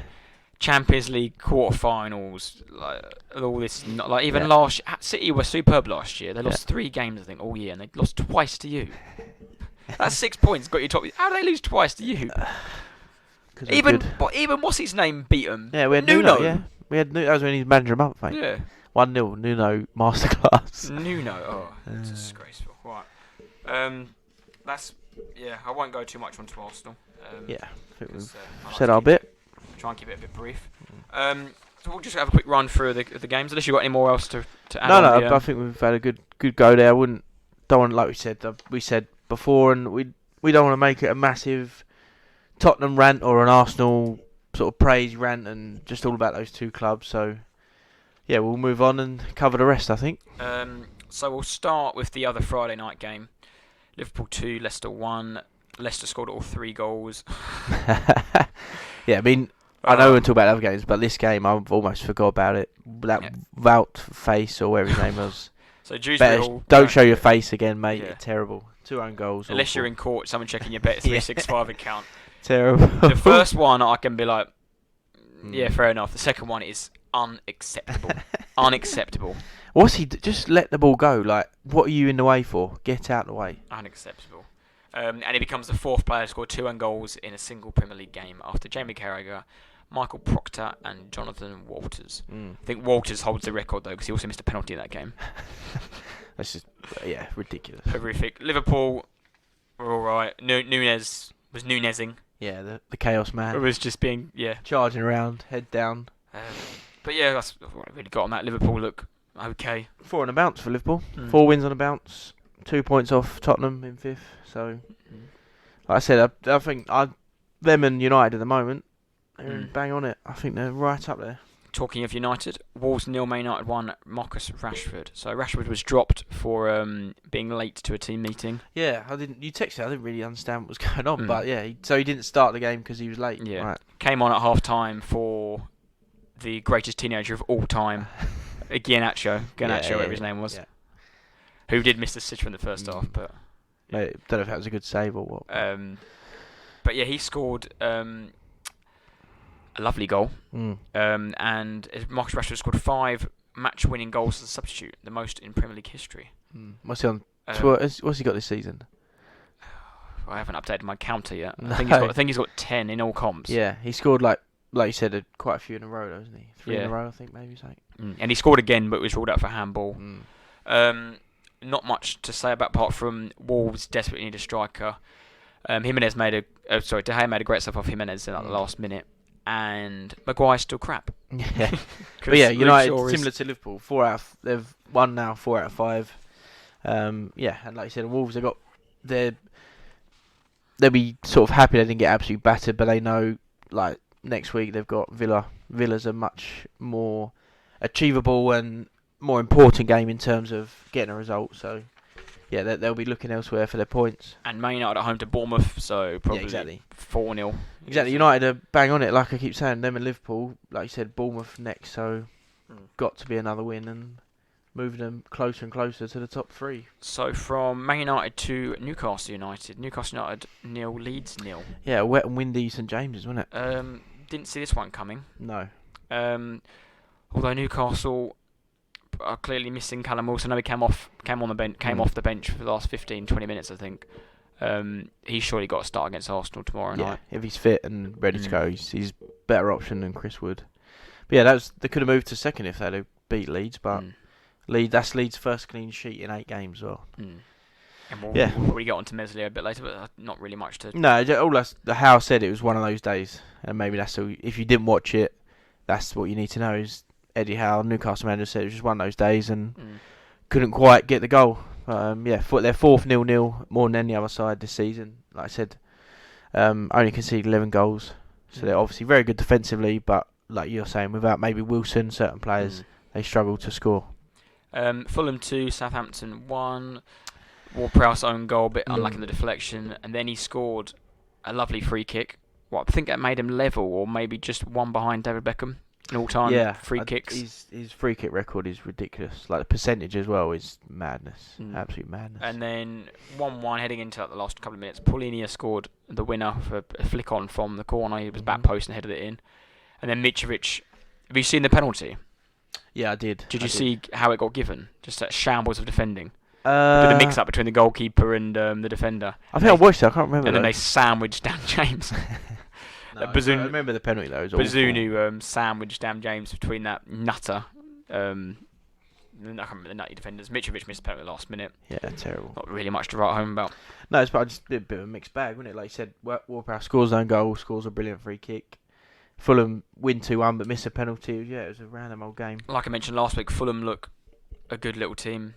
That's another win for them. 25 points, 17 games, like we said. 11 points with Chelsea. Exactly, 7th with Chelsea.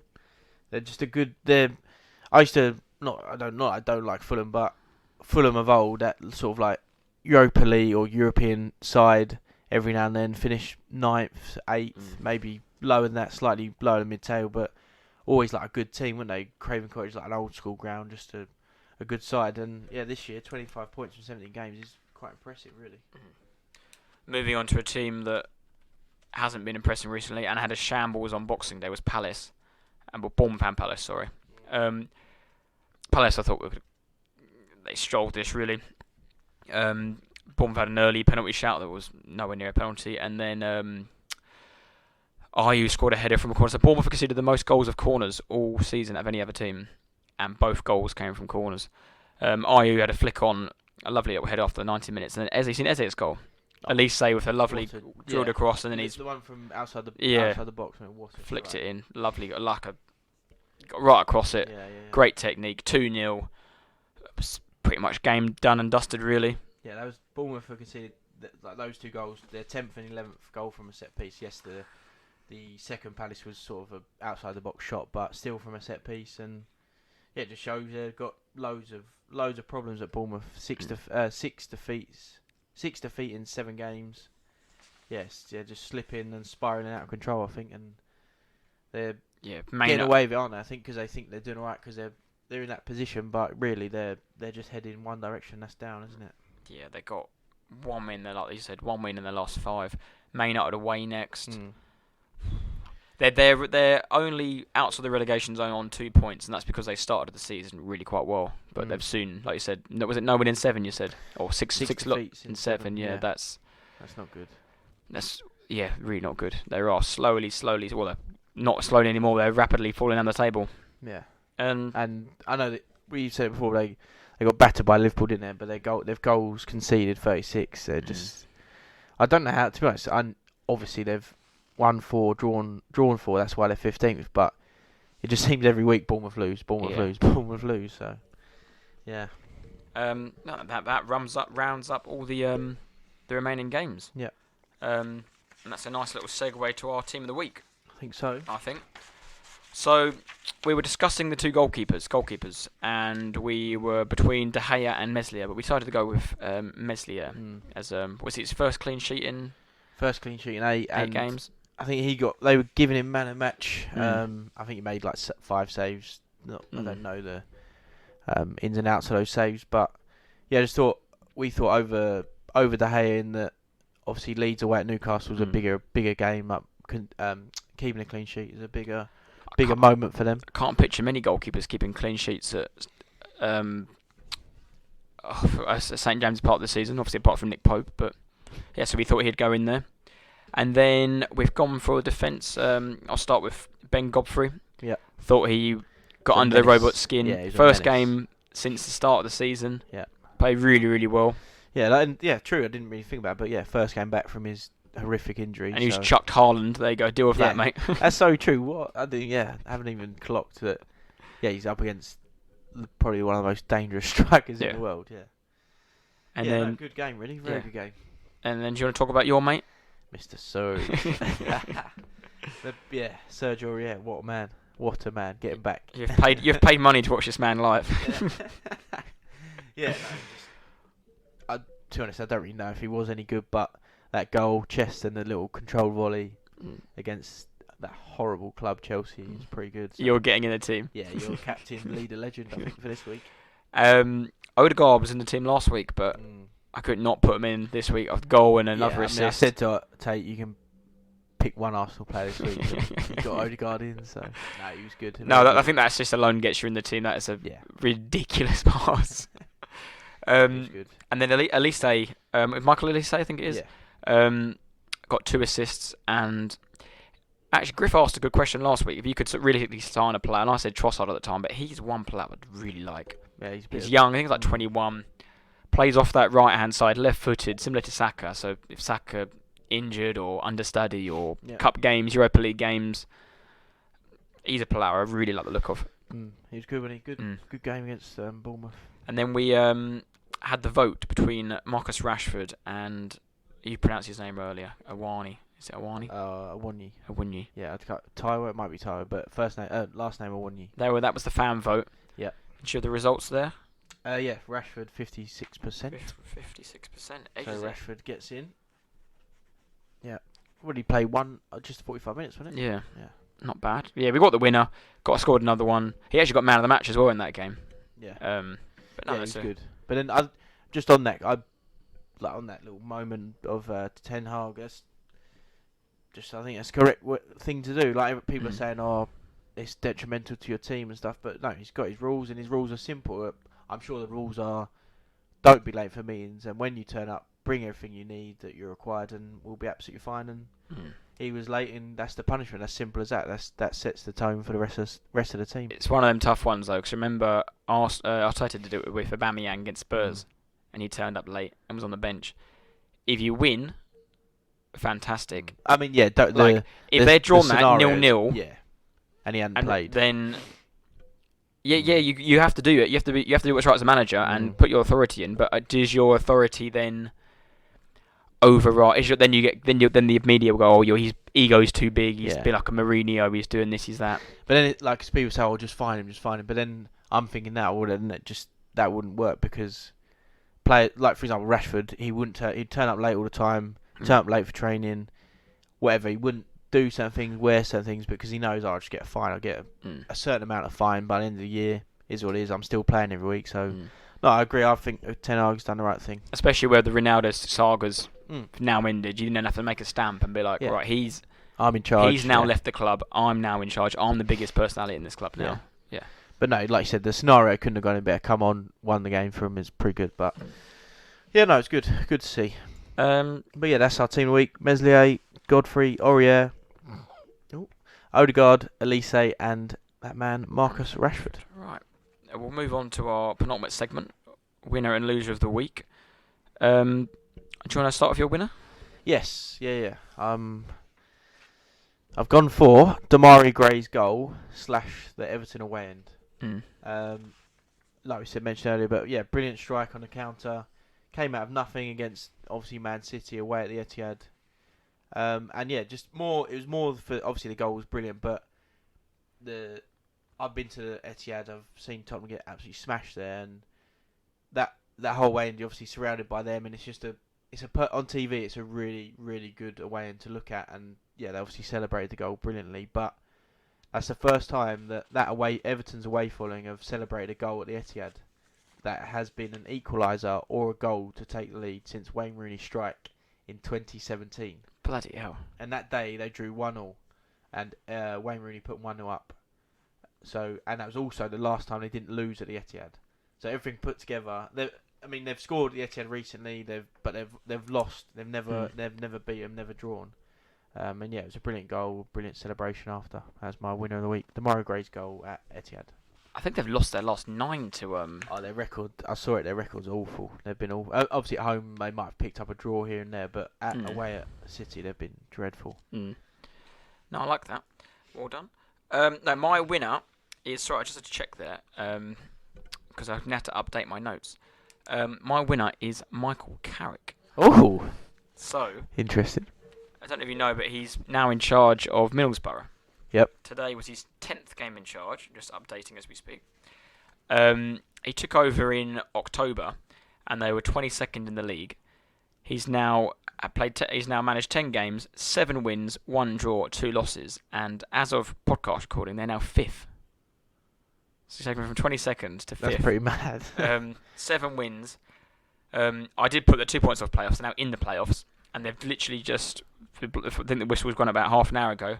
Just won 3-1 away at Birmingham. Bloody hell. And also on that, they've got Chuba Akpom. I know they've got that striker. Ex-Arsenal player. I remember watching him when, I was God knows how young, but he was 18 at the time on the bench for Arsenal, and he was like the next best thing to come out of Arsenal, but didn't quite cut it. But yeah. Scored his 13th goal of the season today, and his top goal scorer in the Championship.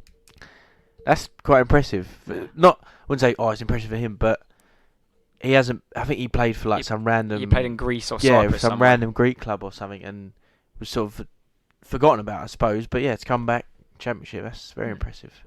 Yes, that was my. Nice. I like young managers like that giving it a crack, and especially just not doing a Lampard and walking into a big club. They've actually gone to. Yeah, I like it. Good one. Yeah. Loser of the week. Shall I go first? Yeah. I'm interested to know what you've done for Loser of the week. Up until Sunday night, it was football related. Up until Sunday night, mine was football related. Oh, does yours involve darts? Does yours involve ear defenders? Does yours? Brilliant.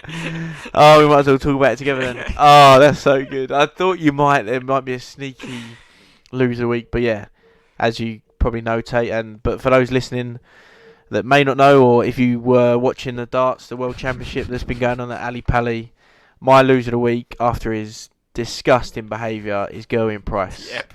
The Welsh darts player who is currently number 1 in the world, and those disgusting ear defenders. The Iceman as well, isn't his nickname? Nicknamed the Iceman. So he was losing the quarter-final against a relatively unknown German Gabriel Clemens, who's playing really well. I can't remember what the score was at the time, but he was losing the game, and he come out after 3-1, I think. Yeah, he come out with the ear defenders on, and yeah, that was game over there. Because he won the first, what's it called? Set leg. I can't remember. He won the first lot, and then get the old ears.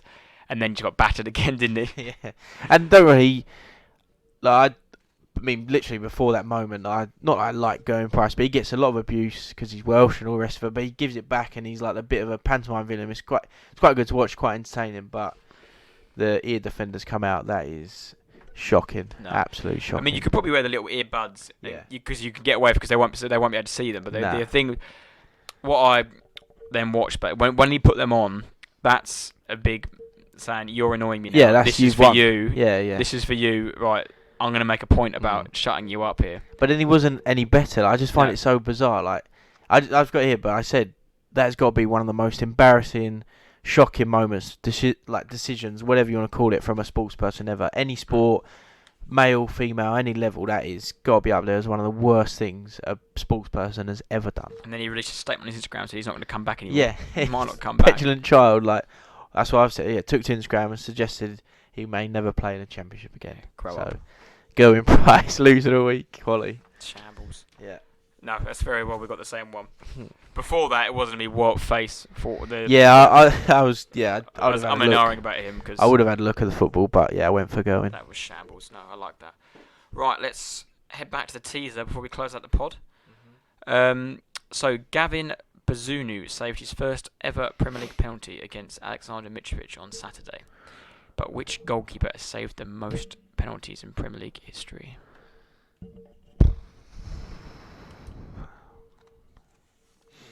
Most penalty save, Premier League history. It can't be Lloris. I was about to say it's not Lloris. Definitely not Lloris. Lloris saved 5 though. I did check that. No, it can't be Lloris. Old school.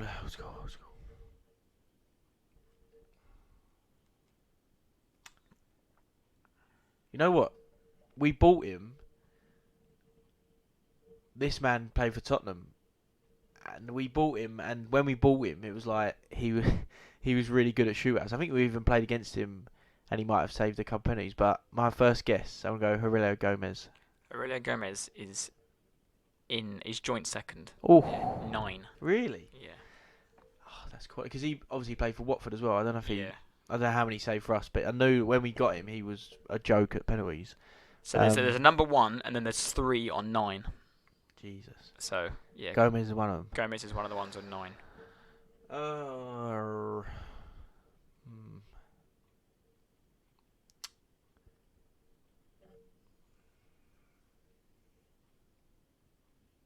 Who saved this year? That's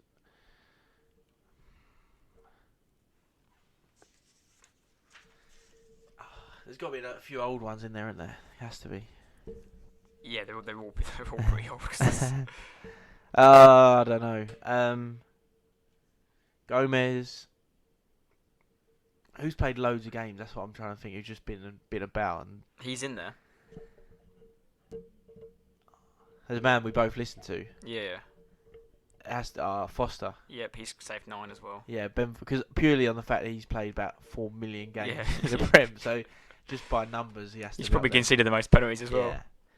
Who's the most? I can't think of number 1.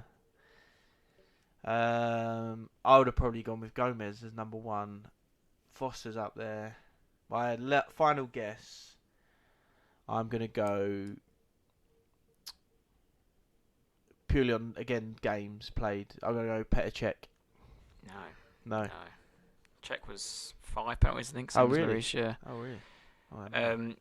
The other one in the top 3, so on the or joint second, should I say, was Robert Green Really? with 9, I would never have got his name. and the winner, the top one with 11, still plays in the Premier League.